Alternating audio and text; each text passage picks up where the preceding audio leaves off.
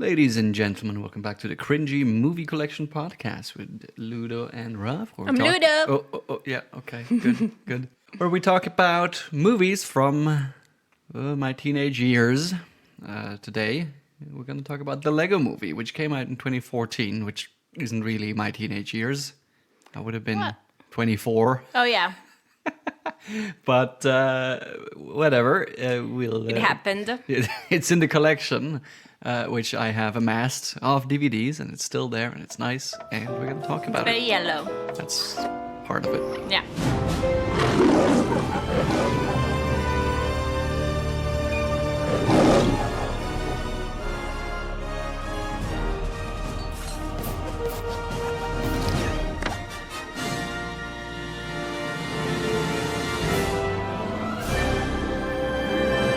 Obviously, my interest in the Lego Movie stems from my interest in Lego, and particularly in my interest in making movies with Lego. We've talked about it before because animation comes up every now and then in this collection. Should we link your videos in the description down below? I've done that, I think, previously as well. I mean, we can. So people, go check out the Raph Animations video in the description down below. Yeah. This movie was, I think, originally supposed to be a stop-motion animated movie, so I was very excited for it. But also, it took like 10 years to make it, and eventually, it was announced that it would be computer animated. And obviously, I was relatively disappointed because that's not the point of it. And we've seen with Clutch Powers, which we've talked about before as well, that if you're doing CGI animation, you don't really have to deal with the constraints of Legos. And so I was very worried that it would be just like another movie where it is Lego, but that's not the point of it. And I was very pleasantly surprised, as were probably most people, that this movie It's very Lego. but it also is like not just an ad, which again, Clutch Powers is just a Lego ad that goes 90 minutes. This one, even though it has all the same elements of kind of like, you know, like the kind of love for these bricks and the toy sets and all of that, but it manages to somehow be more than that. And this is like why I'm so flabbergasted that I like this movie, because I was not interested at all, because I'm not really interested in Lego. I had Legos growing up. I like to sort them in case people didn't recognize my autism already. I really like to sort them. But not so much build with them? No, everything has to like be... It's nice. It's nice, like to put everything like with the like, and then you can. What are you sorting it by? Color or shape? This is the game. First, you do like all the different colors, and then you do the thin ones and the different kind of height of the brick, and then you do like the shapes and everything. So you can it's you occupy yourself with it. Infinite possibility of sorting. It's resorting. Legos. Okay. Yes. Okay. This is most of my games, by the way. One of the things that really is noticeable is that they went through to great lengths to make it look like it's actual Lego. In part, like they would take these like macroscopic pictures of Lego to like really get the texture of it right, and you can also see like the reflections are very kind of almost like you are plasticky. Well, they're not just plasticky, but like they're tiny plastic pieces. Like the reflections on small things are a bit different than they are on regular surfaces of the same material. So and you know, like you would notice that if you did stop motion, and it's nice that they went through the effort of making it look that way as well. And the animation sometimes is like a tiny bit stuttery, almost like the frame rate is low. Like movements are a bit jerky. Again, that's what would happen if you animate very small movements on very small things. Like it's just not possible. So a lot of things kind of jump around a little bit. Well, but also if you are like a Lego person, your arm doesn't really swing completely. It kind of moves a little bit like in jerks. Right. So it's like just realistic how would a Lego person would move. Right. I mean, the jerks are also there if you had a life-size Lego person. It's just that the jerk magnitude would be the same as with the tiny thing. Mm-hmm. So with the tiny thing, you just notice it much more because you don't have as much travel, physically speaking. Anyway, there's all of these kind of tricks of making it look more like stop motion, like you're actually looking at Lego, which I obviously appreciated and still appreciate today. And then we should probably talk about the story of the movie, because it ties in amazingly somehow with what Lego is, because it's about whether or not you should follow the instructions that come with Lego sets. But there are like two different things though, because I think that you should follow the instructions, but you shouldn't glue the pieces. But the idea is that Emmett, our protagonist at the beginning of the movie, is a construction worker, and the construction workers just tear down anything that looks weird, and then they follow the instructions. Get the instruction so booklet right. exactly, and then they build all the same houses over and over and things like that. And then he discovers a whole new kind of underground movement called the Master Builders, who are trying to thwart an evil conspiracy by someone called Lord Business, who, as we find out, wants to glue the whole Lego world together so that nothing can be taken apart anymore. All the sets are permanently perfect. Perfect, yeah. Like he kind of becomes part of this movement where it's actually kind of about creativity. Like you have to come up with creative solutions to problems. And then there is this meta level where, like this is a child playing with Legos, and the evil Lord Business guy is actually, like a stand-in for his father, who is into building Legos as kind of a model thing. And he wants to glue his models together so that they are permanent. And that's the story of the movie. And I think I agree with you that it's a very extreme thing to glue Legos, but I think it's also like to kind of showcase the two extremes of like just pure madness, like no instructions at all, and then like you build it once and it stays like that forever. Well, and this is also what happens at the end, because he becomes a master builder, but then to infiltrate and be able to win the battle against Mr. Business, they will have... Mr. Business. It's President or Lord Business. President Business. They have to follow the instructions so they can get in. Yes. So at the end of the day, they find like a little bit of a middle ground. Well, it is interesting, yeah. I mean, that's like turning the tables on the master builders, who are like free spirits and they don't want to follow instructions and they have to work together. And it's pretty cool. Now, this movie has a lot of the things that we talked about with Clutch Powers. Like, it's amazing how similar they are, just like but with a different on result. paper. Yeah, like it's like it has the universe hopping. It has the the puns about bricks. Like at some point, Bad Cop says "rest in pieces." It's also about like people learning to work together as a team, which is what the Clutch Powers movie is also about. So it's pretty weird, but even Batman,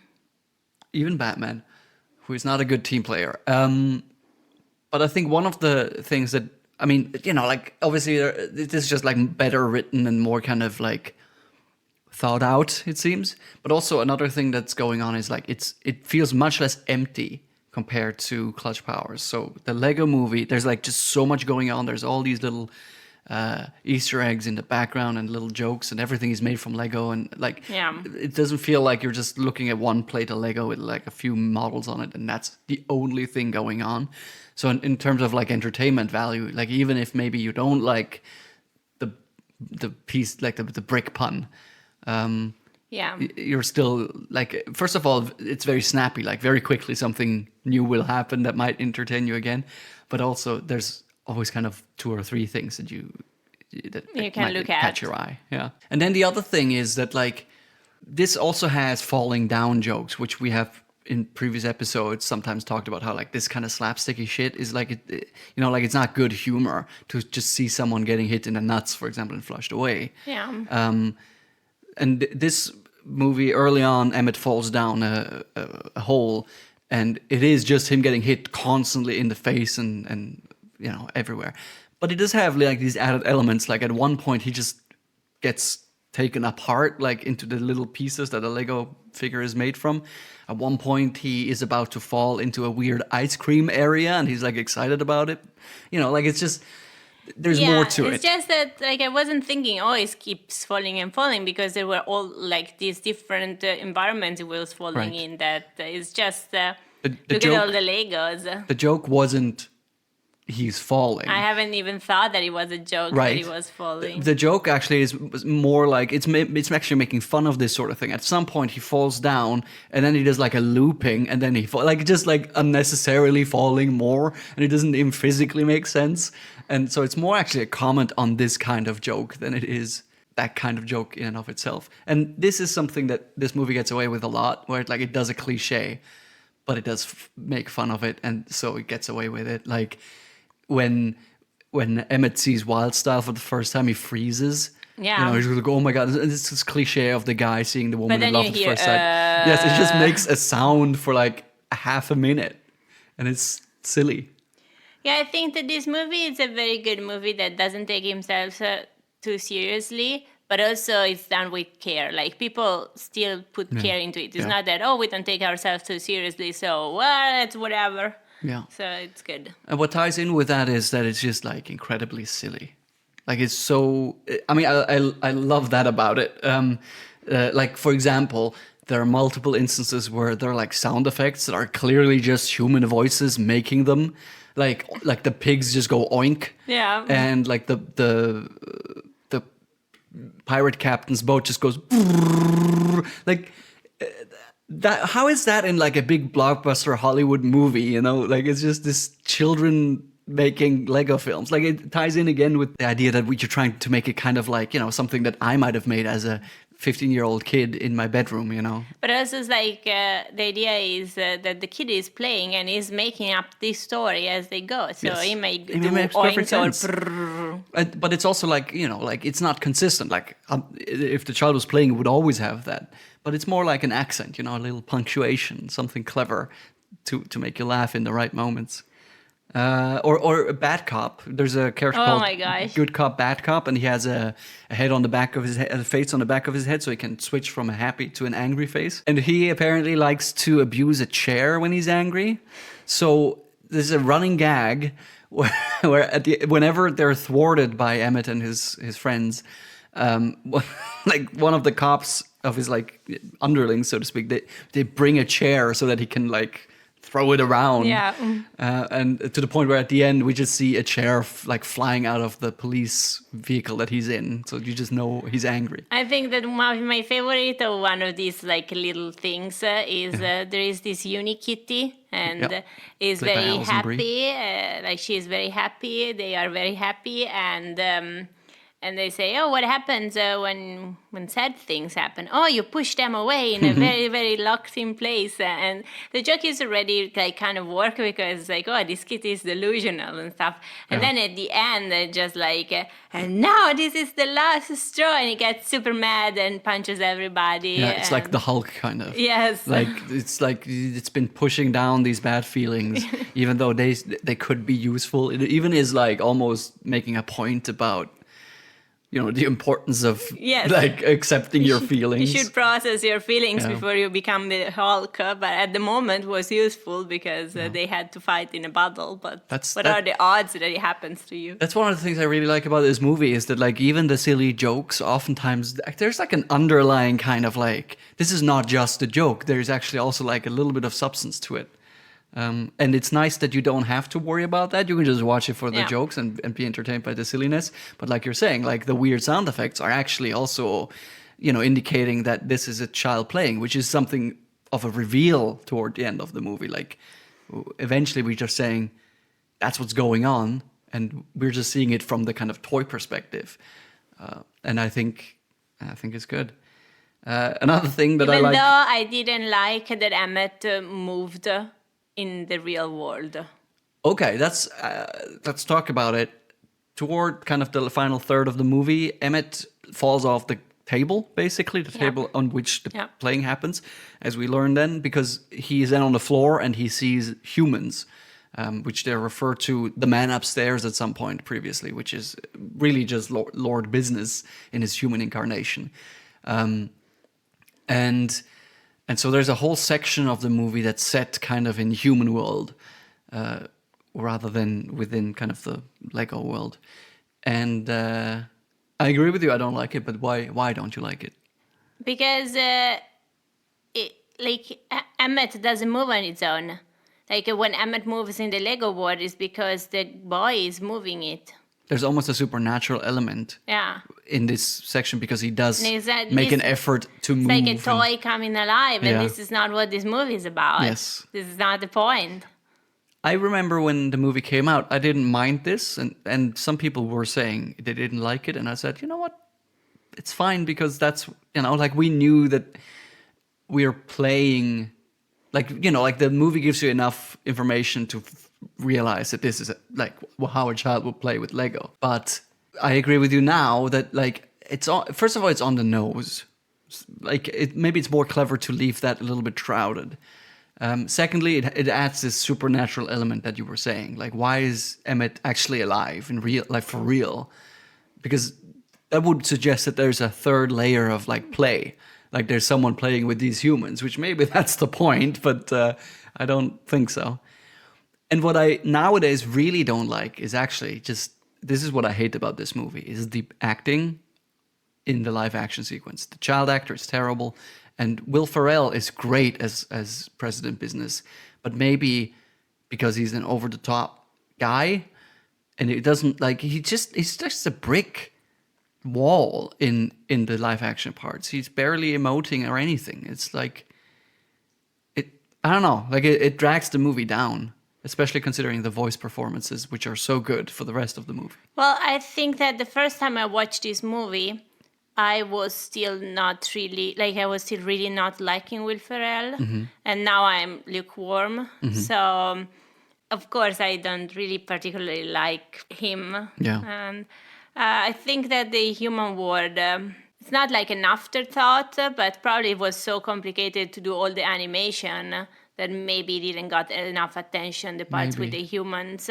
But it would be so, if you're doing that, it's so pivotal, right? Yeah. Because the emotional resolution of the movie happens parallel in the Lego world and outside.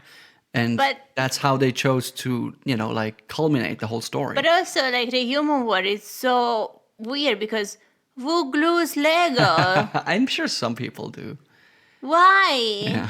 It's why? It's like the people that put puzzles in a frame. That's not the point. Puzzles are even more than Lego because they're supposed to be put together in the right order.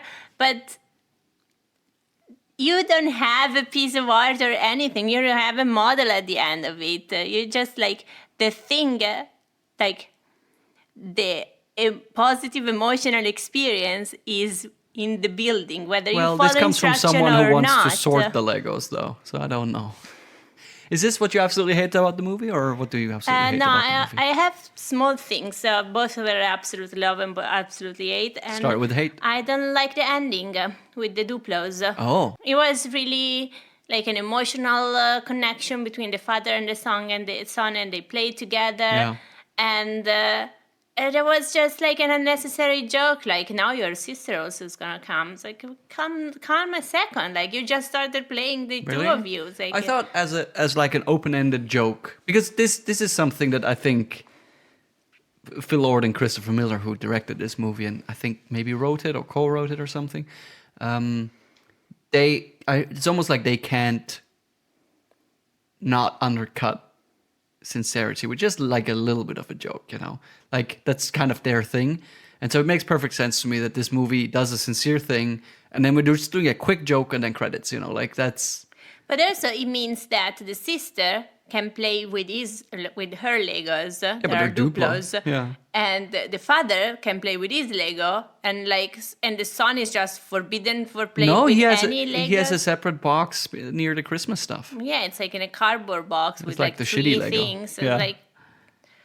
I don't know. I just thought that it was unnecessary and it could have ended just we don't need a comment to what comes next. Well, while we're on the topic, did you know that the voice of the Duplo Lego is the son of director Christopher Miller. Oh. It's kind of cool.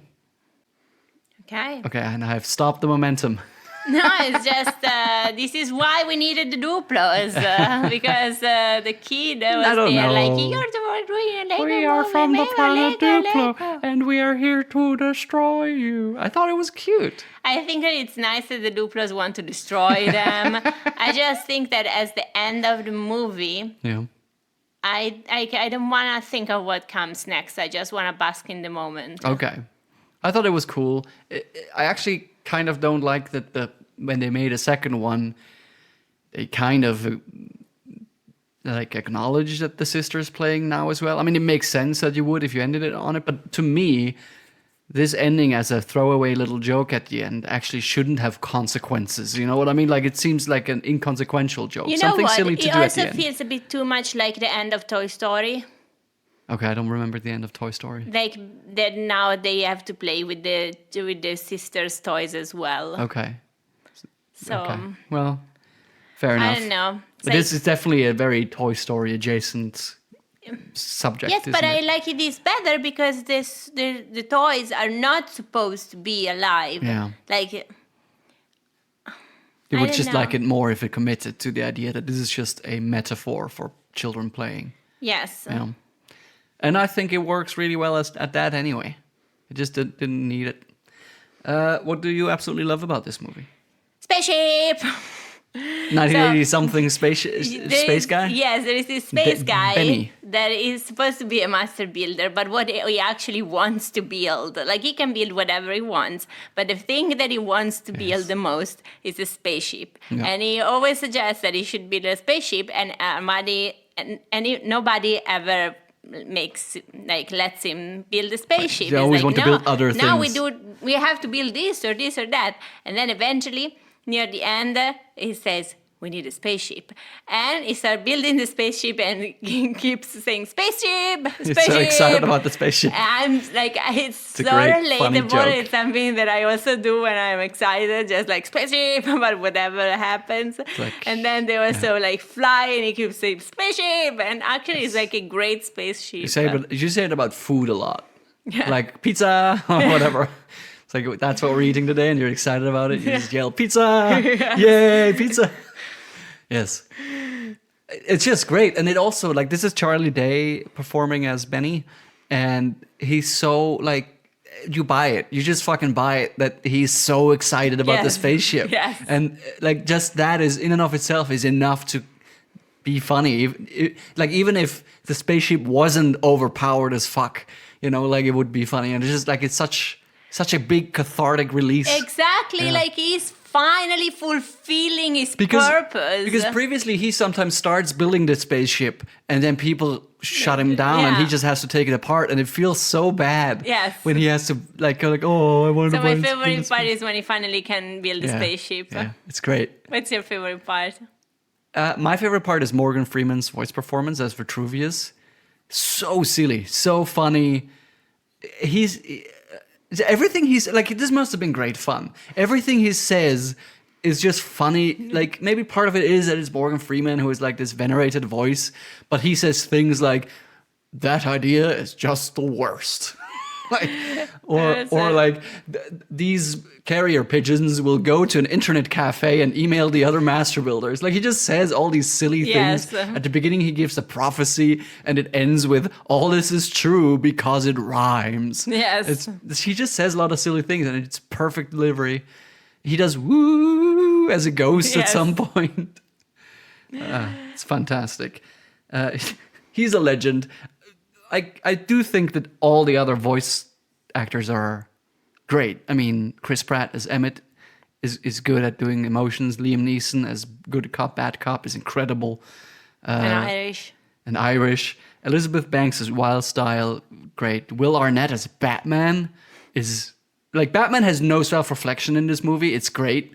A weird meta joke is that everybody knows that Bruce Wayne and Batman are the same person, but Batman tries to pretend that he doesn't know. Like, it's just so many silly, fun things. he wrote a song about himself. About darkness. In the Super rich kind of makes it better. And there again, he has no reflection. He thinks that it's great writing, but the lyrics are darkness, parents. darkness, no parents, and then he just says different things for when it's dark, like middle of the night and in the basement. It's horrific. I love Lego Batman. I mean, there is actually a movie standalone with Will Arnett. We watched it and I liked it. It's very nice. And it also has, in that movie, they have the sound effects for guns, where whenever someone shoots a gun, the person holding the gun says pew. Yeah. Like, it's just pew, pew, pew, pew, pew. Like, and he says a lot, silly. I'm Batman. Yeah, it's he says I'm Batman a lot, which is good. But also in the Lego movie, he just has this crazy like ego, you know, where like he tries to hit a button with a batarang, and then when he finally hits it after like 20 tries, he goes, first try, and it's just like, yeah, that's what this character is. He also, you know, when they're building a U-boat, he's like saying, you know, I need all the dark pieces. Yes, I work with black. I only work in black, or sometimes very, very dark gray.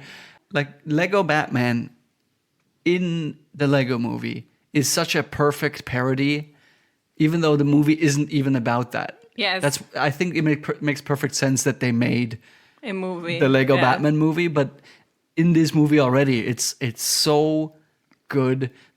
You know, like again, we talked about the song, which is just completely silly, and just all these things, and it's like this, almost like this joke, a lot on the kind of like at the expense of Nolan's Batman, because Nolan is the most self-serious version of Batman, which was also in 2014 still like a big thing. Yeah. And he also does the not extreme voice, but he does a bit of a voice where it's like, and he's like into metal, obviously. Yeah. Like, it's just good.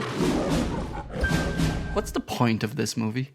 It's about creativity. Yes. And working together, and the fact that you shouldn't glue things because something good, like staying still, even if it's perfect, that doesn't mean that is the best choice. Maybe something new could come out Yes. that it's not perfect. Yes. But it can spark your interest or curiosity or creativity. Yeah. So it's like never like stop. Just kind of be open for new ideas. Moving. Yeah. It's like in science that even if like we think that we know that how gravity works, at least in our like scale, the dimension scale, we should always be open to the fact that maybe like tomorrow we will discover something else that negates everything we have believed.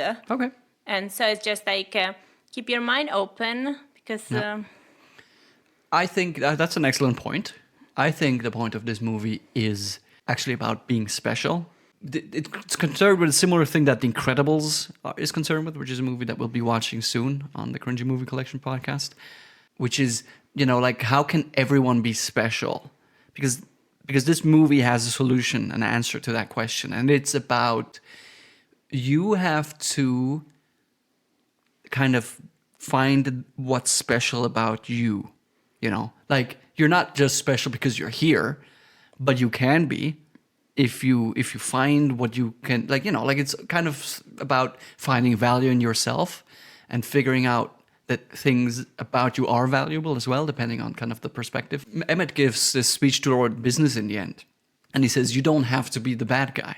The special, because this prophecy that Vitruvius made up is about this special, and Emmett kind of comes to the conclusion that, like, you know, I'm the special, you're the special, we're all special, which is, you know, in direct contradiction to the concept of specialness. Yes. So he breaks it down to the personal level. Like, when you go and you build an airplane from a sausage truck, that's something that you specifically did, and the specificity is what is special about it. Yes, we are all unique, and there is no like better unique or worse unique. Right. It's special Different. because it's unique. I think that this is also a good thing to put like in a movie in general, but in a children's movie, because a lot of movies and stories are about the chosen one.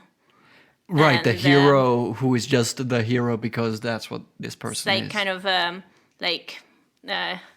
Virgin Mary type of thing that is like it's upon you because you have been selected and you are like have some property that only you have, but you didn't work for it. Like you just like you happen to be that. Right. And we read their stories and we try to pretend that we are like them, that we're chosen ones. So when you're growing up with all these like narratives, you just want.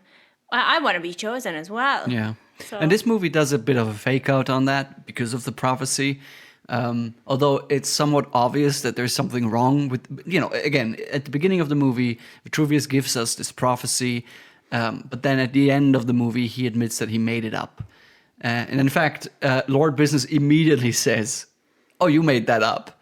So like, but then like when Vitruvius gives the prophecy, we immediately cut to Emmett, who is like the most normal guy in the world. So like there's this sense that we also get the idea that maybe there was a confusion about who was supposed to find this piece of resistance, because Emmett accidentally kind of falls into that role.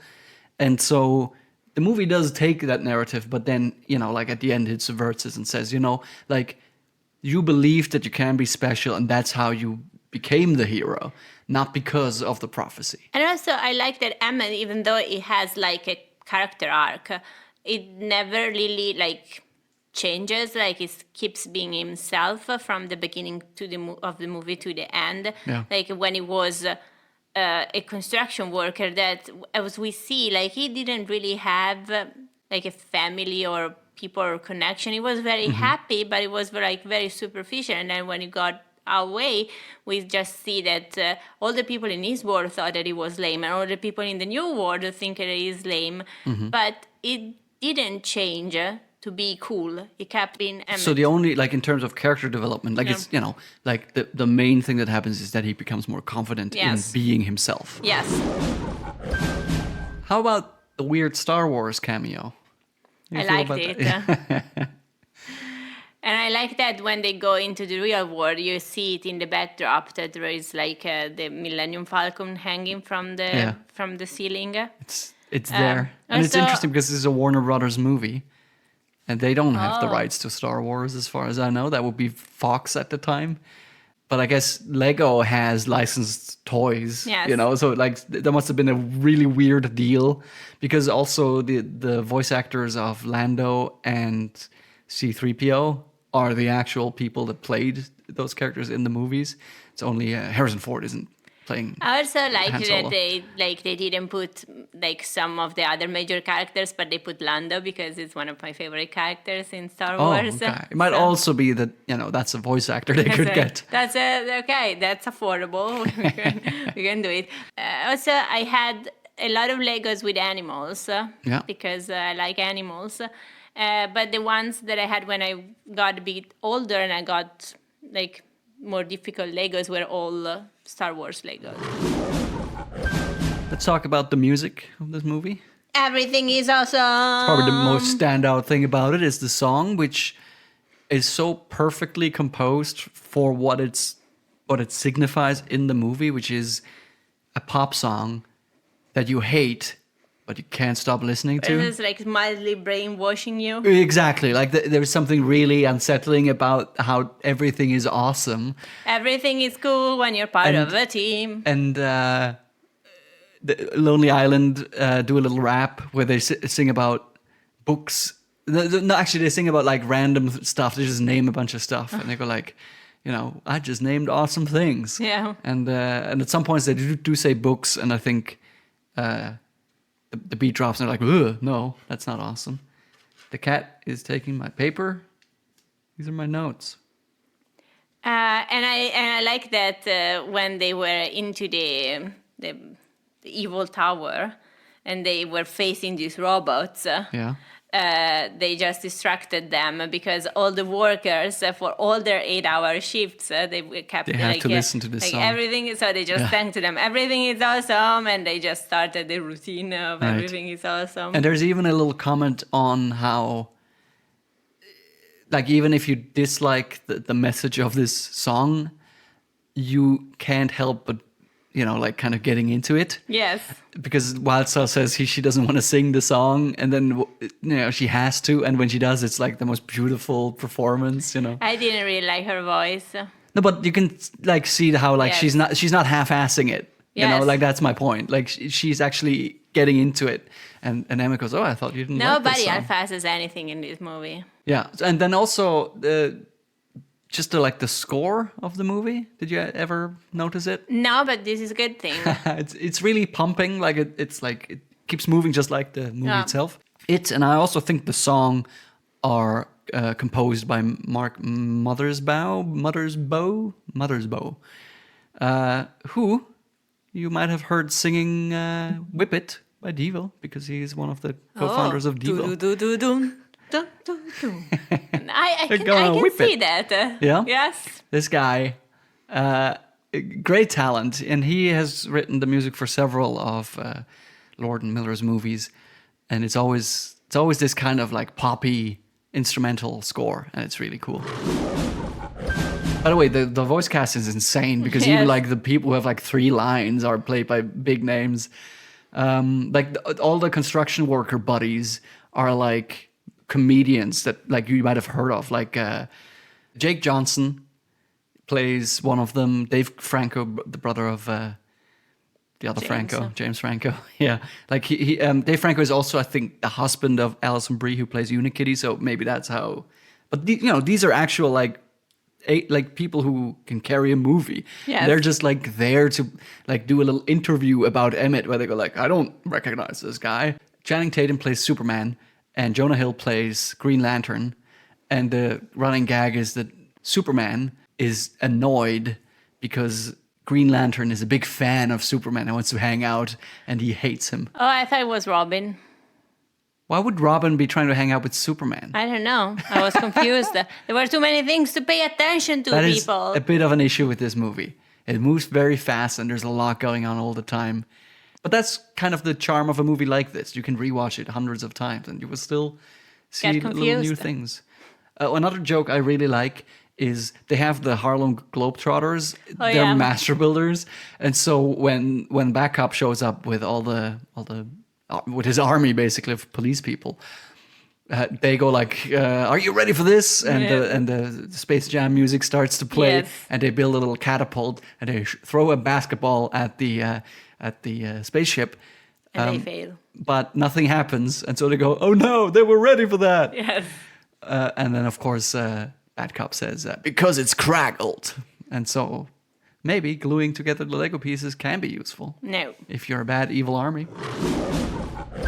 Anyway, that was the Lego movie. We're not going to do the Lego Batman movie, as far as I know, because it's not in the collection. By the way, we recently got a new DVD sent by post by my sister, who has been on the podcast.